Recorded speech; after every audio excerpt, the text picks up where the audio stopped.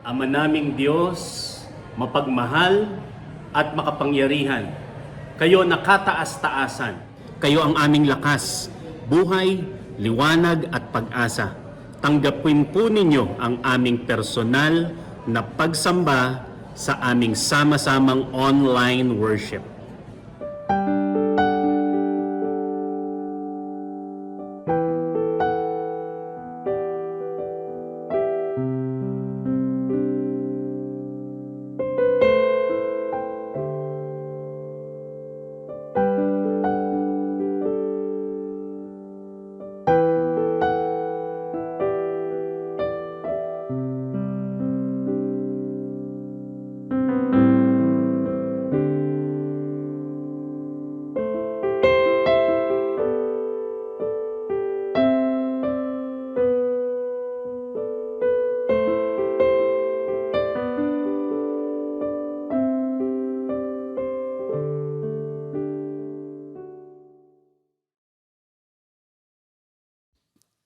Honor and glory to the God of heavens.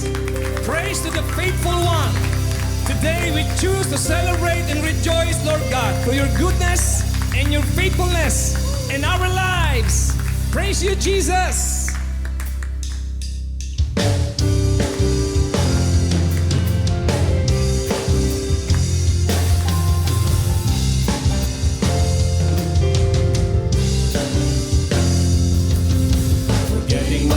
Behind, setting our hearts on the prize, always keeping our eyes on our Lord Jesus.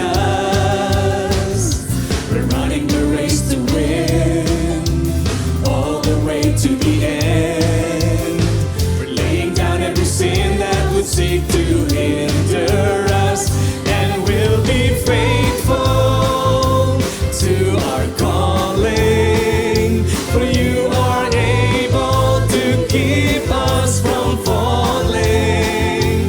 For in your promise we will trust. We'll be faithful to finish the work you began in us. Forgetting what lies behind, setting our hearts on the prize, always keeping our eyes on our Lord Jesus. We're running the race to win, all the way to the end, laying down every sin that would seek to hinder us, and we'll be faithful to our calling. For you are able to keep us from falling. For in your promise we will trust. We'll be faithful to finish the work you began in us. And we'll be faithful to our calling. For you are able to keep us from falling. For in your promise we will trust. We'll be faithful to finish the work you began in us. And we'll be faithful to our calling. For you are able to keep us from falling. For in your promise we will trust. We'll be faithful to finish the work you began. Be faithful to finish the work you began. Be faithful to finish the work you began in us.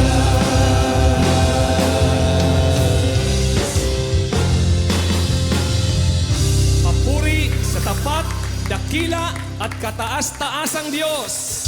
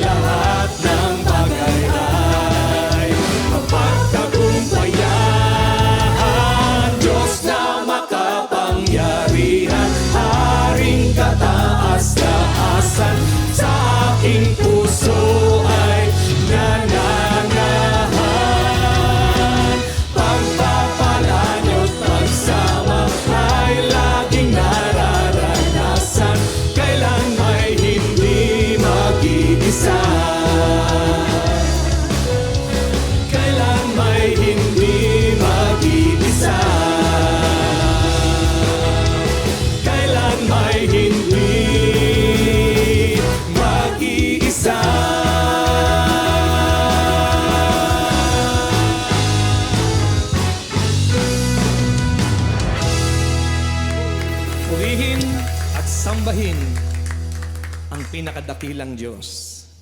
Tunay ka nga pong tapat sa aming mga buhay sa nagdaang taon at patuloy ka ring magiging tapat sa taong ito, O Diyos.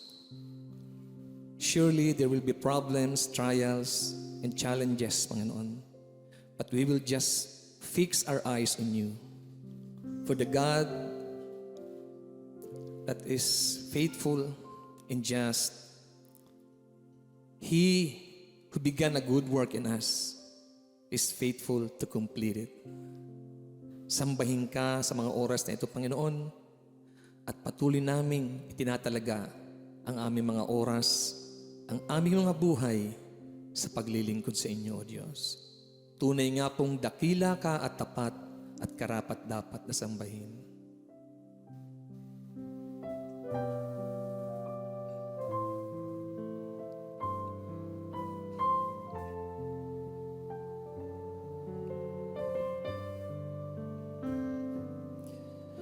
Sadyang kay buti ng ating Panginoon, magtatapat sa habang panahon, maging sa kabila ng ating pagkukulang, biyaya niya'y patuloy na laan.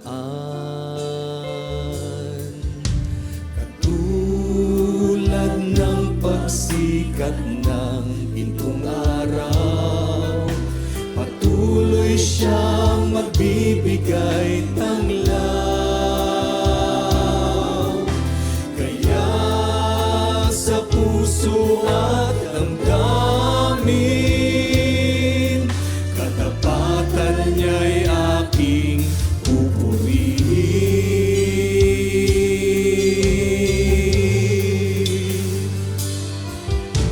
Dakila ka, O Diyos, tapat kang ang tunay, magmula pa sa ugat ng aming lahi. Mundo'y magunaw man, maaasahan kang lagi, maging hanggang wakas nitong buhay.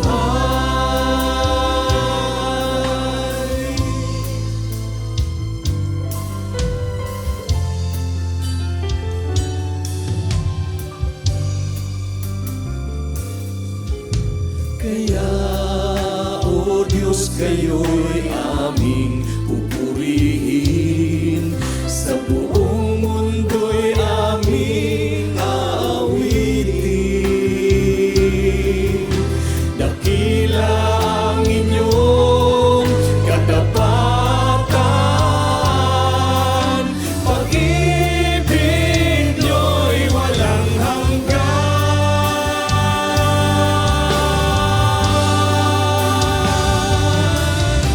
Dakila ka, O Diyos,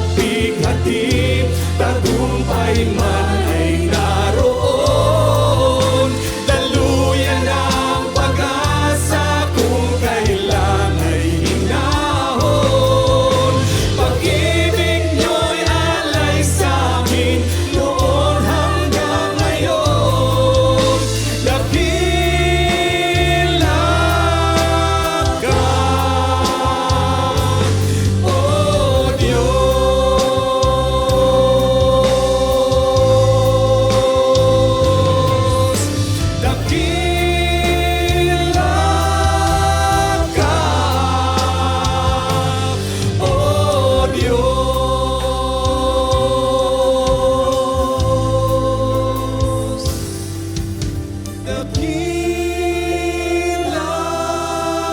ka, O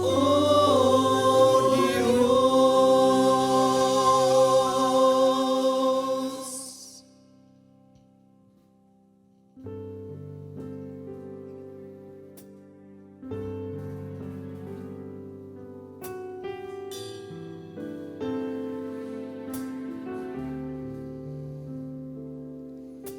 You are forever in my life.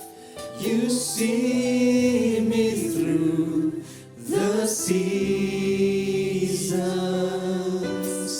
Cover me with your hand and lead me in your righteousness, and I look to you,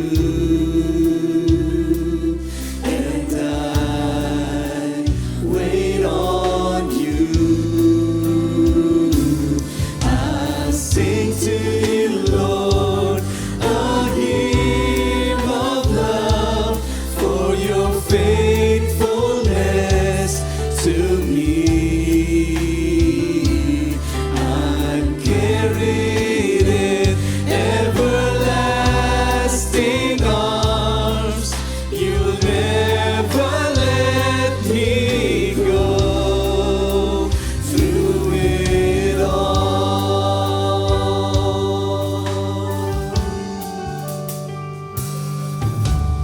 You are forever in my life.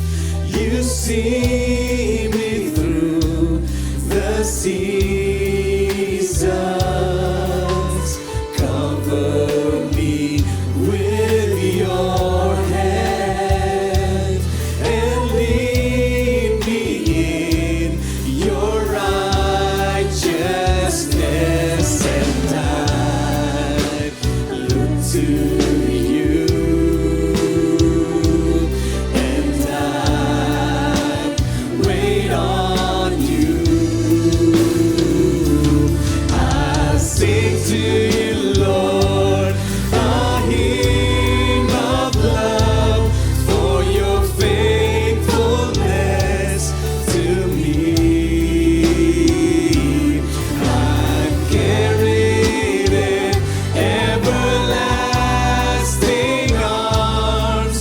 You'll never let me go through it all.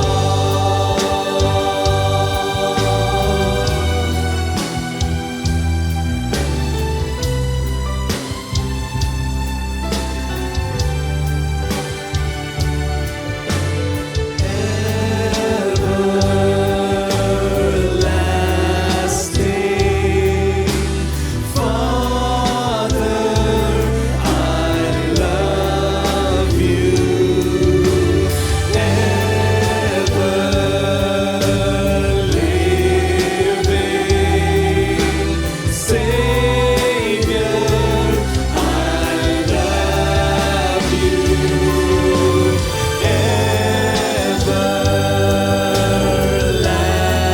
Everlasting Father, I love you. Ever living Savior, I love you. I sing to you, Lord, a hymn of love for your faithfulness to me. I'm carried in everlasting arms. You'll never let me go.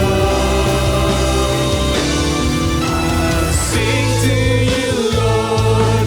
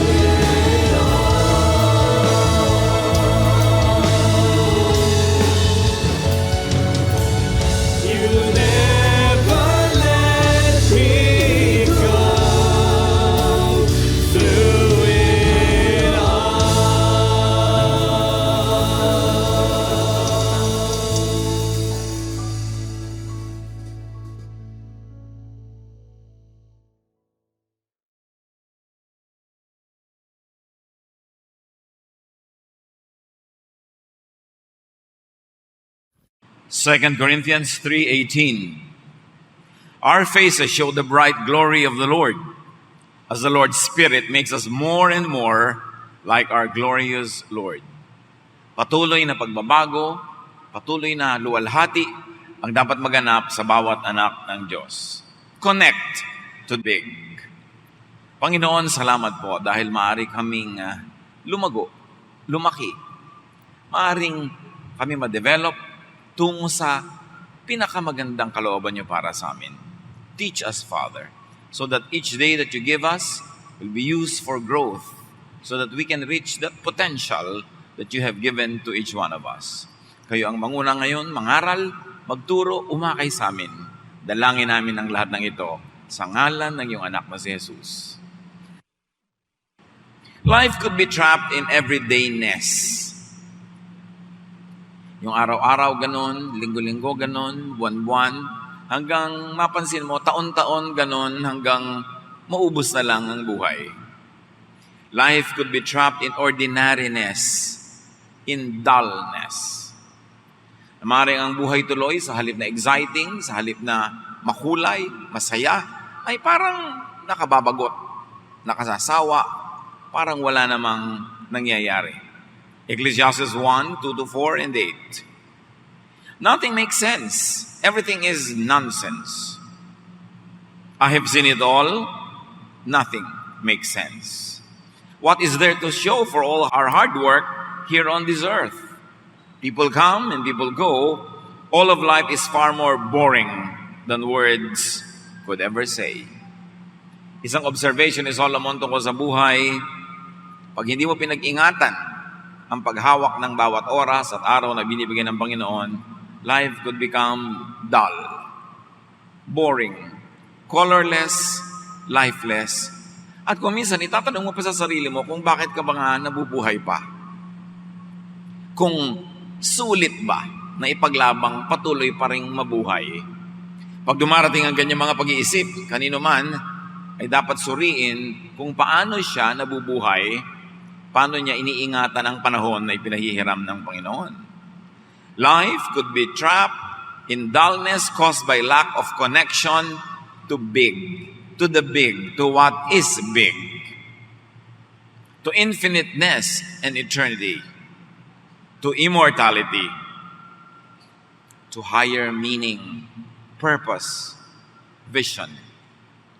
Pagka walang vision, walang pananaw, pangitain, walang pangarap, walang adhikain, napakadali na magmukhang walang saysay ang buhay. Pag walang misyon, walang project, especially a life project, parang nawawalan ng halaga ang bawat sandali. Isaiah 22:13, you celebrated by feasting on beef and lamb and by drinking wine, because you said, let's eat and drink, tomorrow we may die. Isang observation ng propeta, may mga tao na nabubuhay lang para kumain, at meron namang naghahanap buhay lang para mabuhay, at wala nang ibang dahilan.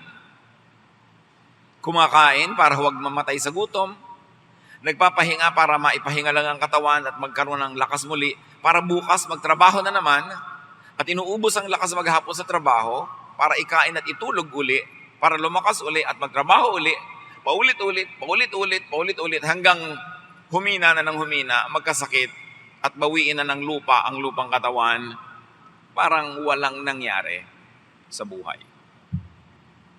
It's important for the people of God to realize that we have missions in life, that there is a purpose for our existence, that there's a higher and nobler cause for our life. So get beyond everydayness or ordinariness. Dapat ay lampasan yung pagiging napaka-normal lamang, napaka-ordinaryo, at walang nangyayari. 2 Timothy 2:20-21, in a large house there are articles not only of gold and silver, but also of wood and clay. Some are for special purposes, and some for common use. Those who cleanse themselves from the latter, meaning from being ordinary, will be instruments for special purposes, made holy, useful to the master, and prepared to do any good work. Hindi kinukumpara dito ang ibang talento o kakayanan ng tao. Hindi kinukumpara ang tao sa kapwa-tao. Ang kinukumpara dito isang tao sa kanyang sarili. Na ikaw bilang tao, bilang instrumento ng Diyos, pwede kang napaka-ordinaryong instrumento lang o pwede kang maging special na instrumento. At sabi ng Timothy, yun daw inihahanda, nililinis, dinadalisay ang sarili, gagraduate from being ordinary to being special, special instruments for special purposes. So hindi ito may taong special at may taong ordinary, hindi ganoon. Bawat tao pwedeng maging ordinary at pwedeng maging special. Kaya dapat daw sinasanay ang sarili, hinuhubog ang sarili, para lumampas sa pagiging karaniwan at maging pambihira para sa ikaluluwalhati ng Diyos. So cleanse, prepare, position yourself for special purposes, for specialness. Which means we should make our day, our week, our months, our years, our life special. Nalalampas ka lang sa ordinariness.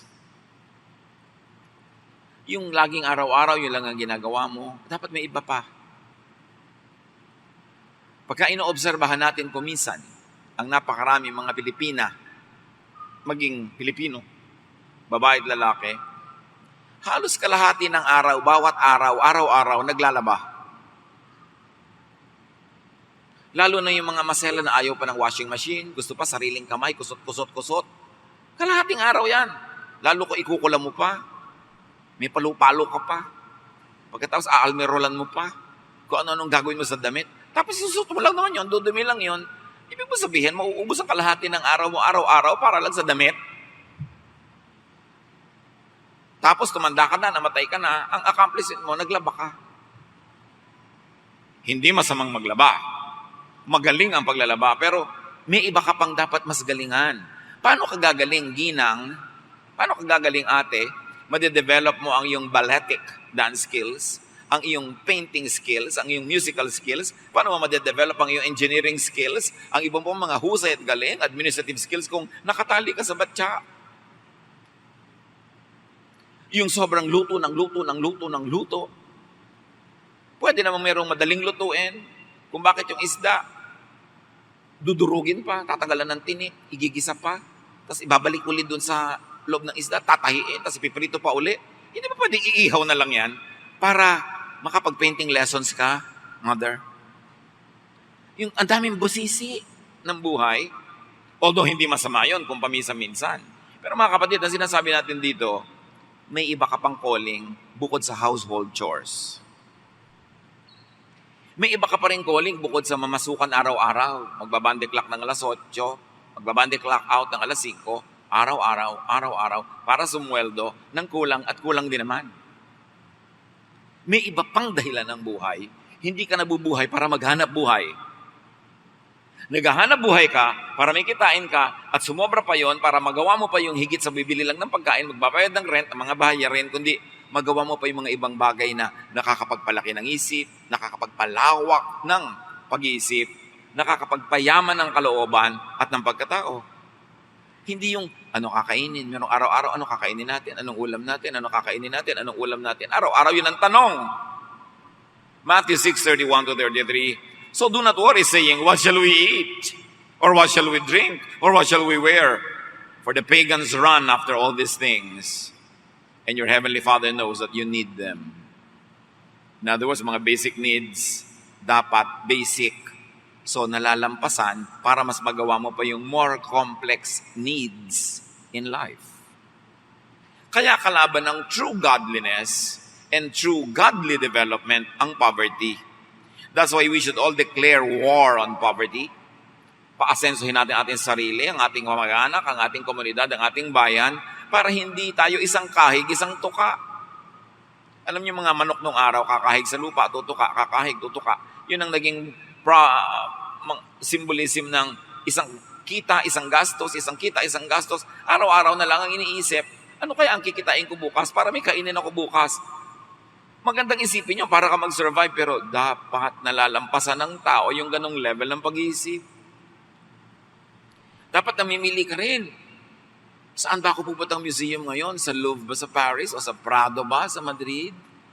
O sa Metropolitan Museum of Art sa New York? Hindi yung, ano kaya bibiling ko? Galunggong o dilis? Galunggong o dilis? Galunggong o dilis? Araw-araw. Hindi natin minamasama ang maging mahirap. Ang sinasabi natin, dapat may gawin ka para hindi ka manatiling ganyan, para yung nakatago mo pang talento at galing lumutang pa. Hindi ibinabaon ka na, inililibing ka na, hindi pa lumutang kasi puro survival lang ang ginagawa natin. Well, we should work hard. We should work smart. That you don't earn only what can be earned, but you earn more. Sobra, so that you have something to give to others at meron kang magagawa para i-develop ang iyong pagkatao. So do not focus on just the basics. Do not focus on just existence. At sabi ni Jesus sa 33, but seek first His kingdom and His righteousness, and all these little things will be given to you as well. So, sa inyo mahalaga yan, yung kakainin mo, isusot mo, pero hindi yan ang dahilan, kaya kanilikha ng Diyos. Nilikha ka para maging isang tunay at kumpletong tao ayon sa kanyang disenyo. At yun ay nangyayari pag hinanap mo ang kanyang kaharian, ang kanyang paghahari sa puso mo, na siya ang masunod, ang kagustuhan niya ang maganap, at ang kagustuhan niya that you grow from glory to glory to glory. So look up, seek greater things and meanings above your daily mundane existence and survival. Put everydayness in proportion to great dayness, in perspective to life. Yes, paminsan-minsan meron kang everydayness, pero dapat hindi in everyday. Merong parang tinatamad ka, parang walang kahulugan ng buhay, pero dapat parang hangin lang yun na paminsan-minsan umiihip at hindi nagtatagal. Dapat alam mo kung ba't ka nabubuhay.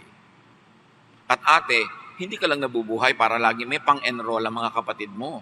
Meron pa ng beyond that. Paano kung tapos na sila ng college, pwede ka nang mamatay? Dahil yun ang kahulugan ng iyong buhay. Mga magulang, hindi lang kayo nabubuhay para magpaaral ng mga anak. Dahil meron din kayong sariling buhay na dapat ipinaglalaban nyo rin na mangyari. At mga anak din naman, hindi lang nabubuhay para patuloy na laging sundin ang bawat kagustuhan lamang ng kanilang magulang kasi meron din silang sariling disenyo, sariling pagkatao na dapat mangyari. So, we help each other meet each other's basic needs and we develop ourselves so we graduate beyond those basics so that we become the fuller, the richer, the more interesting persons that we are meant to be. Si Solomon, sabi niya sa Ecclesiastes 2:3-10, I wanted to find out what was best for us during the short time we have on this earth. So I decided to make myself happy with wine and find out what it means to be foolish without really being foolish myself.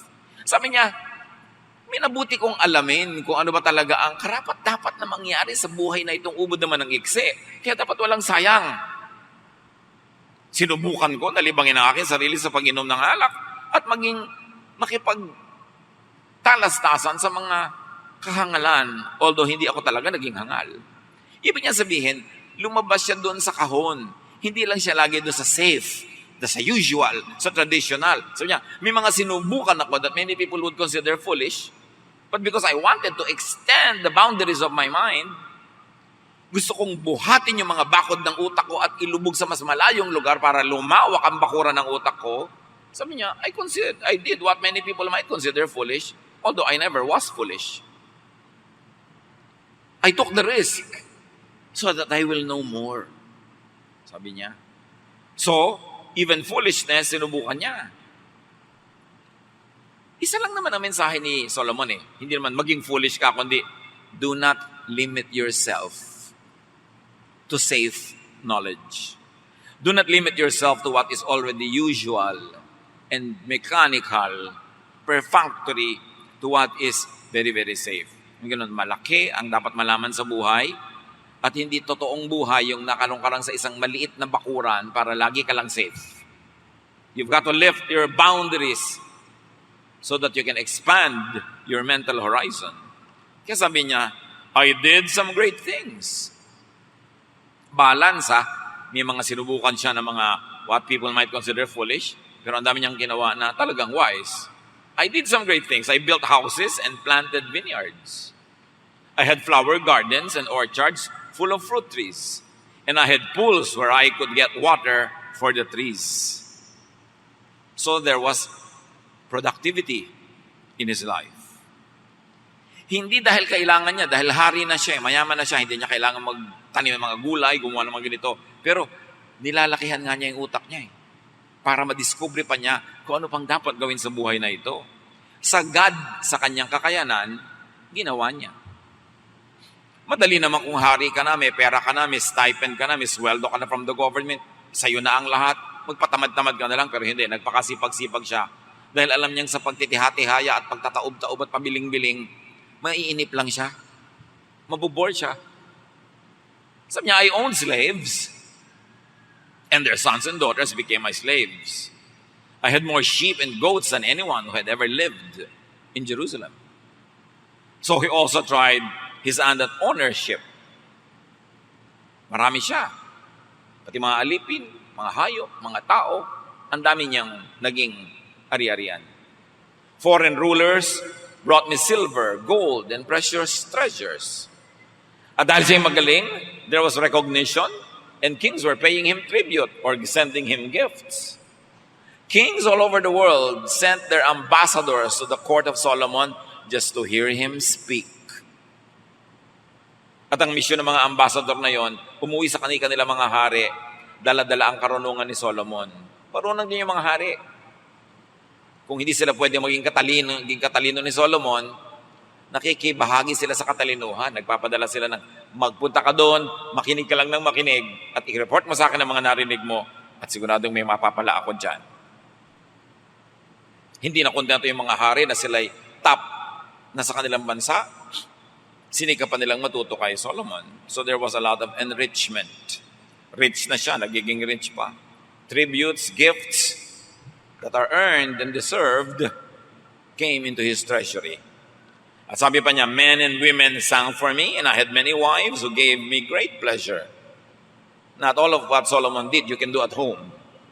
But he's talking from within the morals of his time and what kind of morals govern the lives of monarchs. So he had entertainment, exhilaration, mga kasiyahan, pleasure, and a lot of companionship.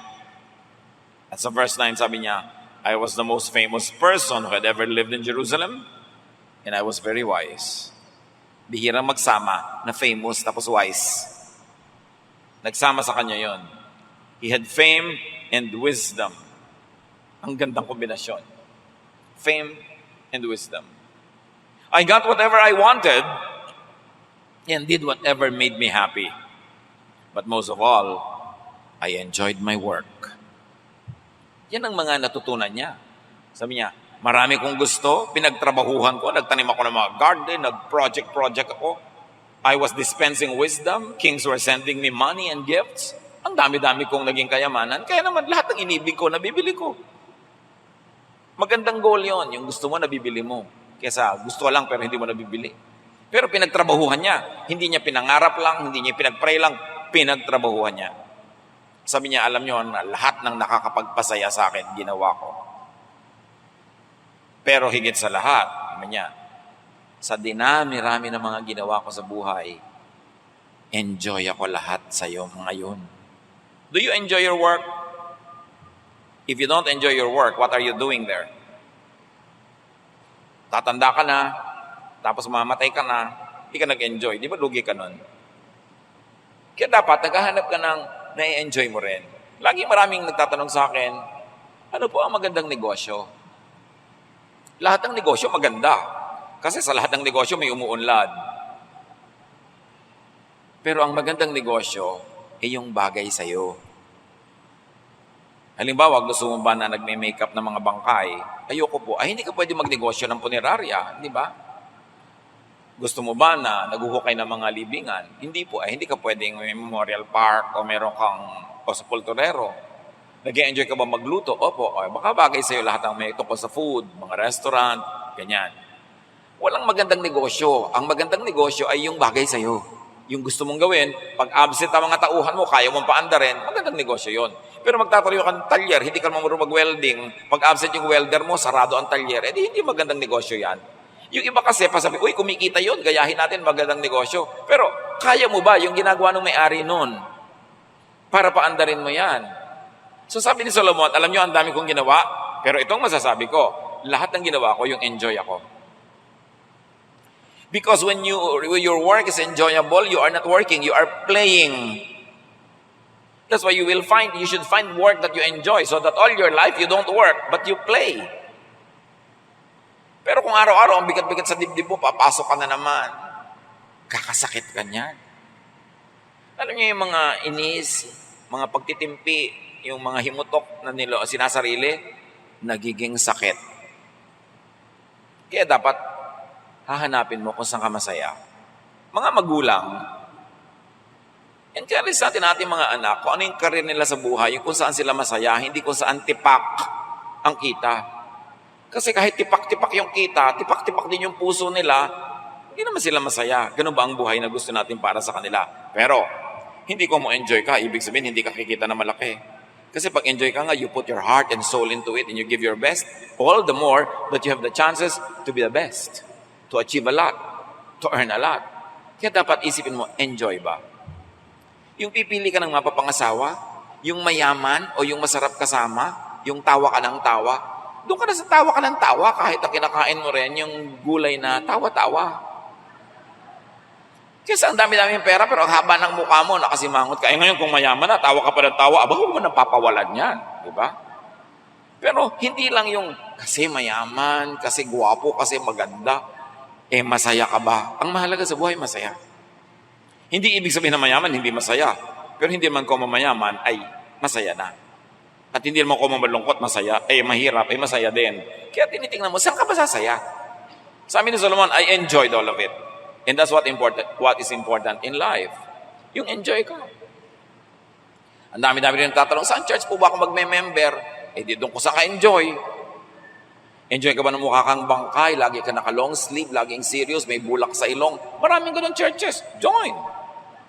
Meron enjoy ka ba na medyo relax ka lang, cool ka lang, hang loose ka lang? Meron din ganun.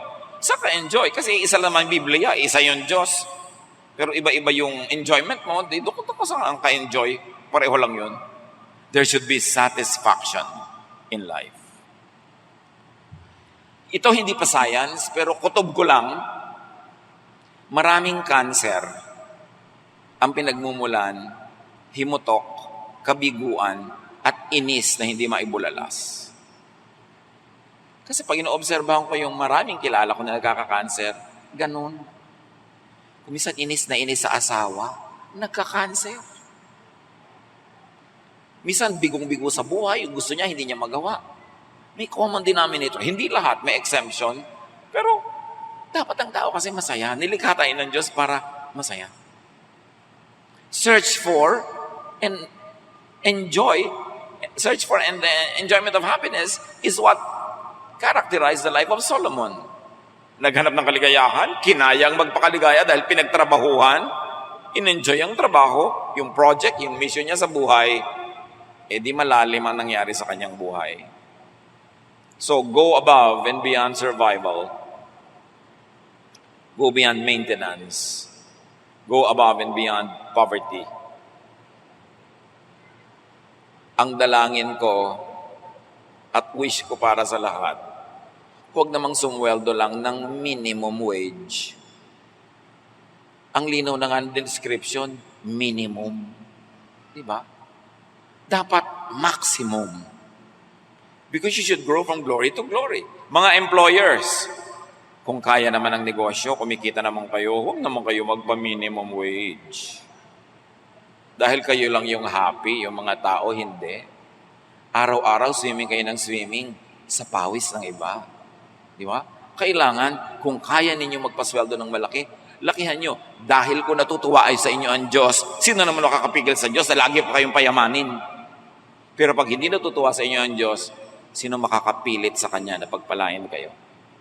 Basta kaya, magdagdag pa ng ibibigay. Kasi ang isang taong empleyado mo, may umaasa sa Kanya na siguro 3 o 4 na tao pa. Pag pinagkaitan mo siya, may 3 o 4 pang nadadamay, pero pag binigyan mo siya, may 3 o 4 pang umaangat sa buhay. Be generous. As long and as much as you can. Binibigyan tayo ng Diyos, hindi lang para natin sarilinin, kundi para tayo yung maging agents of multiplication. Katulad nung bata na binigyan ng Diyos ng ilang pirasong isda at tinapay, naging agent siya para paramihin ni Jesus, pinakain ng angaw-angaw ng mga tao. 1 Kings 3:9-14, nung tinanong na Diyos si Solomon, gagawin kitang hari, pero pwede ka magkaroon ka ng isang wish, anong gusto mo talaga, ibibigay ko? Sabi ni Solomon, please make me wise and teach me the difference between right and wrong. Then I will know how to rule your people. If you don't, there is no way I could rule this great nation of yours. Ang hiningi ni Solomon, karunungan, para daw matuto siyang mamahala ng mga tao. So excellence is what he strived for in ruling. Because his mission was to rule, therefore he needed excellence. God said, Solomon, I'm pleased that you ask for this. You could have asked to live a long time, or be rich, or you could have asked for your enemies to be destroyed. Instead, you ask for wisdom to make right decisions. So, I'll make you wiser than anyone who has ever lived or ever will live. Yun ang bigay ng Diyos kay Solomon, karunungang hindi matutumbasan ng lahat ng isinilang bago si Solomon at isisilang after Solomon. That's why the teachings of Solomon should be given great importance. Because siya lang ang pinatalino ng Diyos, higit kanino man. This is big. Malaki kasi ang hiningi niya, karunungan. Kung pera, hindi malaki. According to God. Kung destruction of his enemies, hindi malaki. Pero na-impress ang Diyos sa hiningi ni Solomon. Wisdom, ang galing mo naman. I'm going to give you that. Ibibigay ko sa iyo dahil natutuwa ako sa hiningi mo. Verse 13, I'll also give you what you didn't ask for. You'll be rich and respected as long as you live, and you'll be greater than any other king. If you obey me and follow my commands, as your father David did, I'll let you live a long time. Ang daming bonus na binigay ng Diyos dahil natuwa siya sa hiningi, wisdom. Bakit mahalaga ang wisdom sa Diyos at sa lahat ng maka-Diyos? Mga kapatid, ang size ng mundo, ang size ng bahay, ang size ng buhay, depende lang sa size ng iyong utak.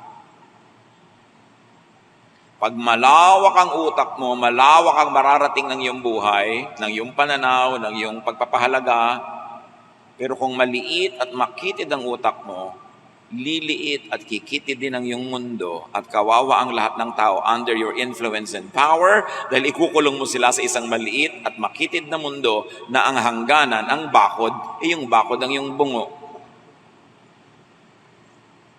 Anybody who will go far must first expand their minds.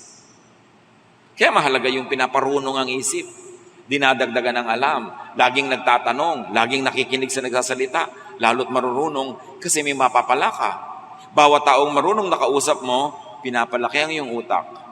Pero kung kausap mo ay makitid ang utak at na-influence ka, kikitid ka rin. So si Solomon, ang journey niya, from big to much bigger. And take note, it could be from small to much smaller to nothing. But he made the right choice. He wanted to be wise. Parang yung mga ibinigay ni Lord na talents, yung binigyan ng malaking puhunan, napalaki niya, binigyan pa siya ng lalong malaki. Yung binigyan ng maliit na puhunan, hindi niya pinatubo, hindi niya ininvest, binawi sa kanya. Wealth and fame, these are only byproducts of pleasing God by being wise. So connect to big. To the big, to what is big. Of course, that is God. And the real meaning of righteousness and heaven, hindi lang yung mga lugar na nasa likod ng mga ulap-ulap, kundi yung pagharian ng Diyos ang puso mo, yung isip niya, maging isip mo, yung kalooban niya, maintindihan mo at masunod, lalaki ang iyong mundo, you expand the kingdom of God. 1 Corinthians 9:24-27, you know that many runners enter a race, and only one of them wins the prize. So, run to win. Hindi ka naman sumasali sa karera para matalo eh. So gagawin mo ang lahat para ka manalo. At ang karerang ito mga kapatid, hindi karera against other people, but karera against your own self. Dapat matalo mo ang iyong mga kahinaan, matalo mo ang iyong mga kamangmangan, mga kakitiran, para ikaw ay panalo sa sarili mong buhay. Kasi pwedeng matalo ka sa sarili mong buhay. Hindi kailangan matalo ka ng iba, at hindi kailangan talunin mo ang iba. Ang kailangan mong pagwagian ay ang kakitiran, kababawan, kaliitan ng isip. Aim for big. Athletes work hard to win a crown. Hindi ka sumasali sa competition para lang matalo at hindi ka nabubuhay sa mundong ito para lang matalo. Ng sarili mong weak side, dapat manalo yung strong side mo para ikay panalo. Not against other people, but against your own weaknesses. Work hard to connect to the big. How do you connect to the big? You connect to big ideas and minds. Ang batang si Jesus, nung nagpunta sila sa piyesta sa Jerusalem, nung siya ay 12 years old, nawala siya. Nag-uuwian na lang lahat sa Galilee, nawawala pa siya. Nung bumalik ang kanyang mga magulang na Mary and Joseph to the city to look for him, kung saan-saan siya hinanap, 3 araw, doon lang siya nakita sa templo. Ang mga kausap niya, mga pantas, mga philosophers, mga theologians, mga propeta, mga scholars. At sabi ni Mary, anak, unfair ka naman. Hirap na hirap kami maghanap ng tatay mo sa'yo kung saan-saan. At sabi ni Jesus, bakit naman po kung saan-saan kayo naghahanap? Hindi nyo ba alam na dito nyo ako matatagpuan? Kung nasaan na matatalino? Alangan namang hanapin nyo ako sa kasino. Alangan namang hanapin nyo ako sa palengke. Alangan namang hanapin nyo ako sa mga kalye-kalye. Although hindi naman ibig sabihin na nandun ay masama yung tao. Pero sabi niya, kilala nyo ako. Alam nyo ang hahanapin ko ay katalinuhan, paglaki ng utak, spirituality. So sino kaya ang kakausapin ko kundi ang mga matatandang ito na mga hangang-hanga sa kanyang mga kausap niya dahil ang tang niya, ang galing. Nakikinig siya, ang talino niya. Kayo, sino lagi niyong kausap?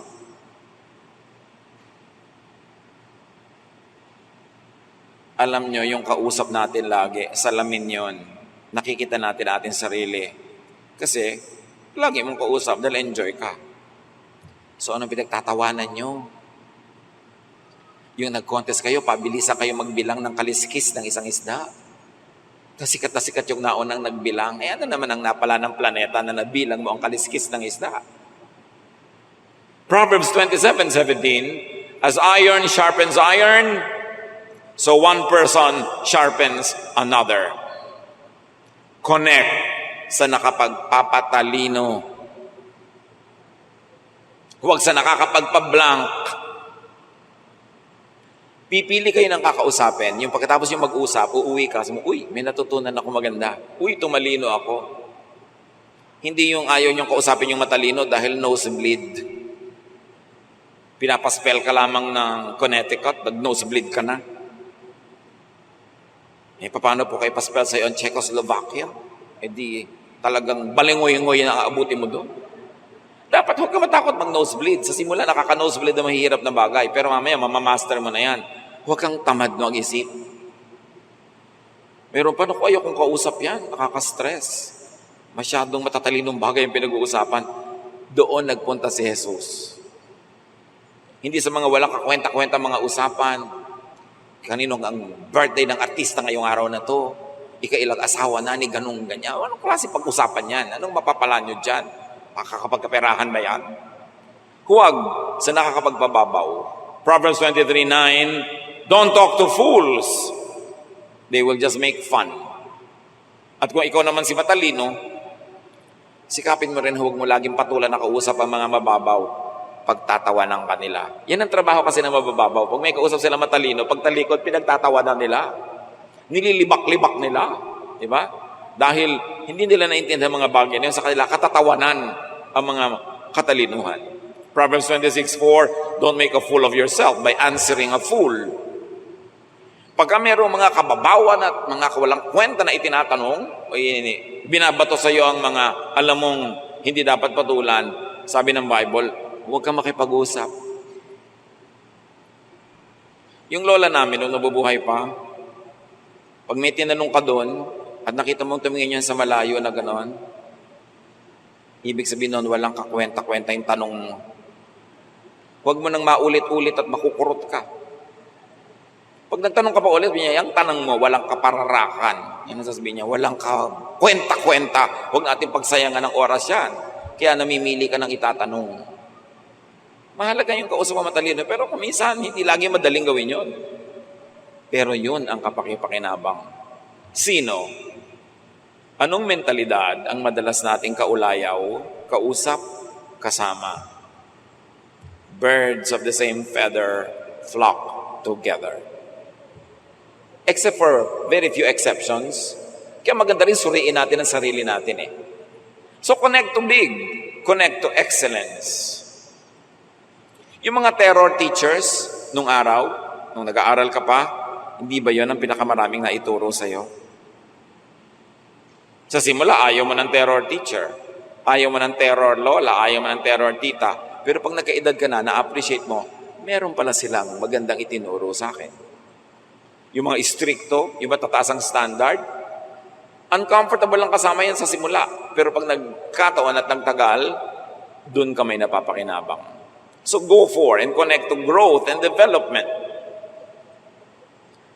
Outgrow smallness of mind. At kung minsan, ito ang challenge sa mga may nangyari sa buhay nila, umasenso ang utak, maraming nalaman, maraming na-achieve. Pag may mga reunion sila sa high school, parang naninibago ka, parang, ay, bakit nando pa rin yung mentality ng mga dati kong classmates? Kung minsan may reunion ng family, mga pinsan mong kalaro mo nung araw, parang, ay, nando pa rin yung utak niya sa grade 5 level. At sa lagay, pagkausap ko to, magiging ganito yung usapan namin. Kasi mahirap din mag-adjust. Pero ang mahalaga dito, at least nakikita mo na lumaki yung utak mo, tuloy, nahirapan ka na mag-adjust. That is good, but you should adjust kasi mas malaki yung utak mo, ikaw yung makaka-adjust. But remember this, your mind could be your own prison. Your mind could also be your own wings to fly far away. Ang pinakamalupit na piitan na kulungan ay hindi mga metal, hindi mga concrete, ang utak. Maraming tao, kulong na kulong ang buhay dahil ang utak nila, ang pag-iisip nila ay isang malaking kulungan ng buhay nila. Ay, hindi ko pwedeng gawin yan. Bakit hindi pwede? Ba't ka nakakulong? Ay, hindi ko pwedeng maligo kasi may patay. Bakit hindi pwede? Ay, hindi mo pwedeng gawin ito. Bakit hindi pwede? Merong magandang restaurant, kumain tayo dyan. Naku, baka mahal, huwag na tayong pumasok. Hindi mo pa nakikita yung presyo. Kinukulong mo na yung sarili mo. Papasok ka sa isang building, naku, baka hindi tayo payagan ng gwardiya, huwag na tayong pumasok. Hindi ka ba binabawalan, ikaw na nagbawal sa sarili mo. Ang daming tao ganyan. Ang kulungan nila, yung pag-iisip nila, hindi yata yung pwede, huwag na lang. So they'll play safe, they'll play small. At yun ang sinasabi ni Solomon, I did many things that other people might even consider foolish, but it's only because I was expanding my mind. Merong restaurant dyan sa EDSA Corner. Show ba yan? Yung may crossing dyan. Aircon dati. Matagal na to. Walang pumapasok. Kaya ang dami-daming tao na dumadaan. Napag-isip nila, baka nai-intimidate ang mga tao kasi aircon. Tinanggal nila yung aircon. Nakabuyang-yang sa alikabok at init. The same pa rin ang price. Ang daming kumain. So yung mga dumadaan, ay aircon. Wow, baka mahal. Ikinukulong nila yung sarili nila, hindi pa nila alam. Merong magsasabi ka, hihingi ka ng permiso, ay naku, baka hindi tayo payagan, wag na lang. So sino hindi pumayag sa'yo? Yung utak mo. Kasi hindi mo tinry. Kaya ang tanong mga kapatid, gaano karaming pagkakakulong ang nararanasan natin dahil tayo ang nagkukulong sa ating sarili? baka hindi ako payagan, baka hindi pwede, baka mahal, baka hindi affordable, baka mahirap gawin. And then, doon ka na lang sa safe, meaning isang maliit na sulok sa planetang ito. Connect to big, connect to refinement, not to mediocrity. Yung hindi magaling, magpakagaling-galing, at yung magaling-galingan pa. Because room for improvement is the biggest room in the world. You can never stop improving. Connect to function and beauty. Si Jesus, nung mamamatay sa krus, sabi niya, it is finished. Pero sa salita na ginamit niya, tetelestai. Ibig sabihin, it is being finished in a very beautiful way. May beauty, hindi lang natapos. Tetelestai is the expression used by sculptors pag nagawa nila yung huling ukit na gagawin nila at nagandahan sila, sasabihin nila, tetelestai. Yun ang ginagawa ng pintor na tapos na yung mga strokes niya, tapos na yung trabaho, tetelestai. Yun ang ginamit ni Jesus nung mamamatay siya. Because his whole work, his whole ministry was beautiful art. At sabi niya, tetelestai, it is finished. Hindi tapos lang, kundi ang ganda-ganda ng pagkakatapos. At dapat ganun na sasabihin natin kung nalalagot na yung hininga natin. Tetelestai. Hindi, anak, namamatay na ako. Ikaw magbayad ng mga kuryenteng iiwan ko, ha? Ano naman tetelestai doon? Yung, ang piano, ang lumalumang piano, para kay bunso. Ayaw na nga tumugtog ng piano, yung paantapik mo, mamamatay ko na lang. Dapat tetelestai. A life well lived. A life lived in excellence. Nagawa mo ang best, at na-enjoy mo yung best, then meet your Maker. So connect to big causes. Dapat hindi lang nga yung pagsasaing, hindi lang yung pagluluto, hindi lang yung pagtatrabaho. May mas malaki pa doon. Connect to that which brings about feeding and satisfaction. Ito yung malalaki ha. Feeding and satisfaction, healing and rest for you or for others. Connect to what brings about peace, happiness. In other words, connect to whatever brings about Jesusness. That is big. Pag kinilala mo si Jesus, inala mo ang misyon ni Jesus, inala mo ang kanyang mga prinsipyo, pananaw, turo, at nabuhay ka ayon doon, you connect to big. So you connect to activities and experiences that enlarge your mind. And of course, connect to big fruits. Huwag kang makontento na lang sa maliliit na prutas at konti, kung kaya mo pang dagdagan ang pagsasaka, ang pagtatrabaho para dumami yung fruits, mas sumarap at mas maraming mabunga. Proverbs 14:14, you harvest what you plant, whether good or bad. So hindi natin masyadong consciously ina-appreciate that whatever we are harvesting now is what we planted yesterday. And if you don't like what you're harvesting now, stop planting today what you planted yesterday and don't plant it tomorrow because you will keep harvesting the same thing. Kung ayaw mo sa buhay mo ngayon, kailangan palitan mo ang formula. Kung gusto mo sa buhay mo ngayon, palitan mo pa rin for the better. Because we grow from glory to glory. Pero wala kang pwedeng mapalitan na bungang inaani kung hindi mo papalitan ng pagtatanim, paraan ng pagtatanim, at butong itinatanim. Go for big. 2 Corinthians 9:6. Remember the saying, a few seeds make a small harvest, but a lot of seeds make a big harvest. You want a big harvest? Plant big. Go for big. Your life is precious. Life is short, but it's always long enough for greatness, for the big, for satisfaction, for happiness. Don't go for anything less. God designed you to be an outstanding person, to achieve the best within your field, not to compare yourself with others, but to compare yourself only with your past achievements. God wants you big. God wants you happy, but you've got to do your part. Be wise. Ask for wisdom. Continue to enrich your mind and work. And the Lord is going to bless you with growth beyond your imagination. Sabi sa Bible, what God has prepared for you is beyond what you have already seen and heard. It is even beyond your imagination. It never even occurred to you. Maganda ang plano ng Diyos, pero kailangan sumunod ka sa kanyang method. Dear Lord, teach us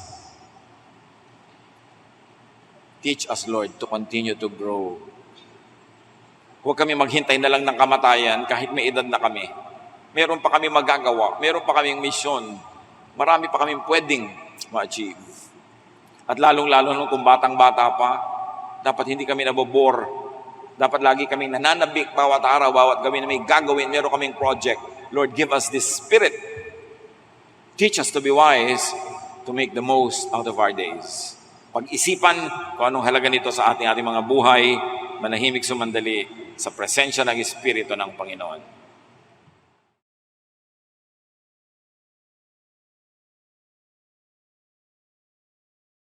Papuri at taus-pusong pasasalamat sa inyong mensahe na ipinabatid sa amin. Tunay na maaari naming alamin at makaugnay sa inyong mga katuroan, misyon, prinsipyo at mga pananaw na tiyak na magbubunga at tunay na dadaloy ang kaluguran, kagalingan, kapayapaan, pahinga at kagalakan sa aming buhay. Thank you for you designed us to connect, to we, and live outstanding lives and get beyond ordinariness. Salamat po muli, Kristo Jesus.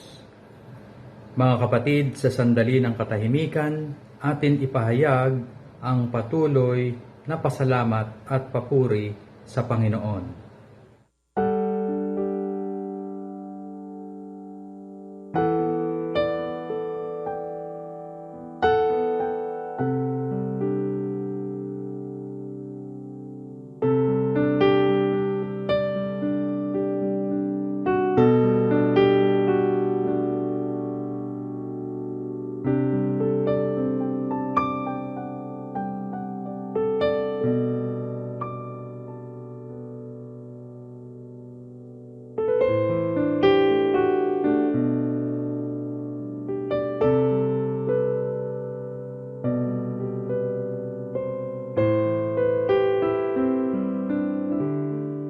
Panginoon, narito po ang aming mga handog. Ibinabalik at iniaalay po namin sa inyo sa ngalan ni Kristo Jesus.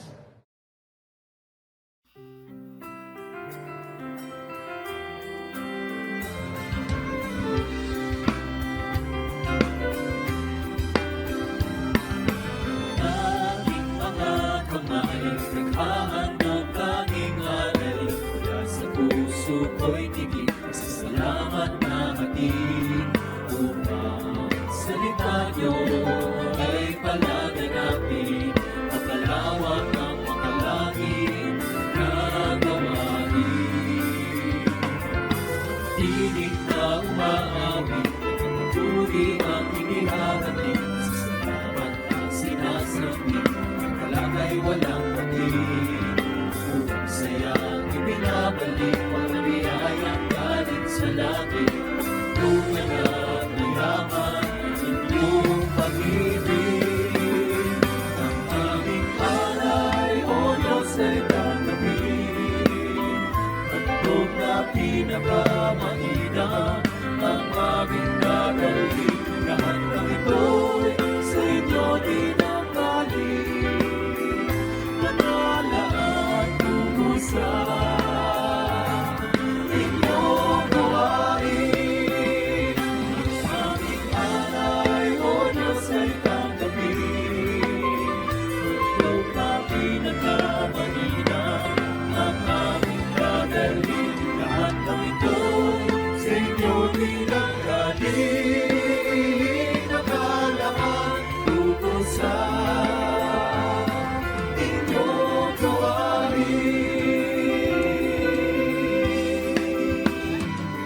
Lumapit sa Diyos na ay likha sa ating mundo.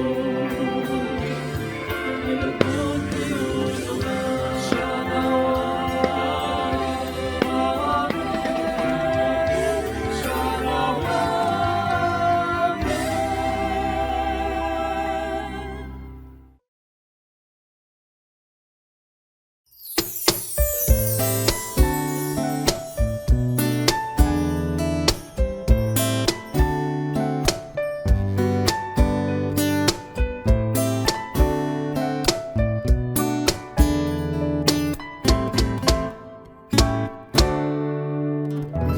Bigyan niyo ako ng pusong laging may awit, hindi nagagalit.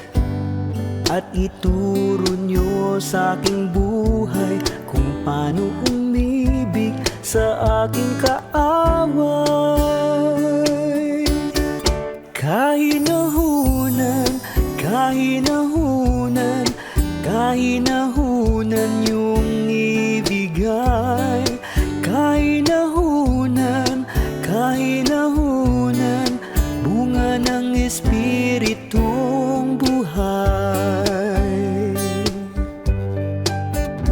Bigyan niyo ako ng pusong nagpapaawat, nagpapatawad, upang di ako mapaaway. Hinahon ng puso'y aking kagapay. Kahinahunan, kahinahunan, kahinahunan niyong ibigay.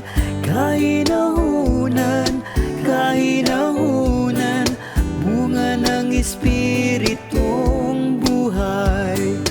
Kahinahunan, kahinahunan, kahinahunan niyong ibigay. Kahinahunan, kahinahunan, bunga ng Espiritong buhay.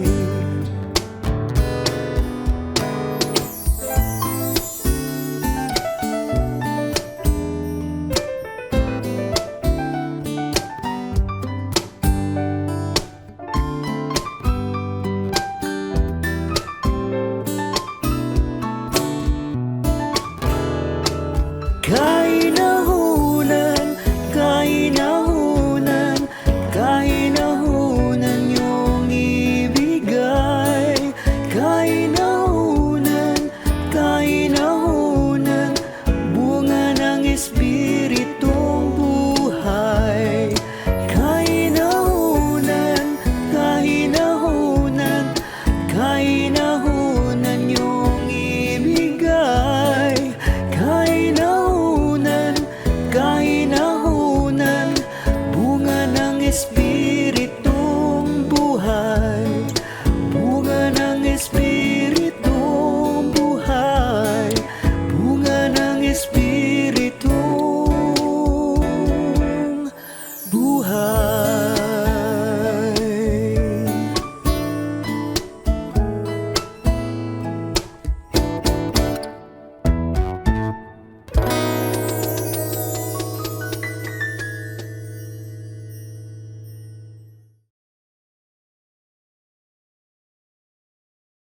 Aming Diyos, aming Ama, maraming salamat po sa napakagandang mensahe na narinig namin sa araw na ito, na nagbigay ng kaliwanagan sa bawat isa sa amin. Sa isang saglit, mga kapatid, ating idulog ang ating personal na panalangin sa ating Diyos.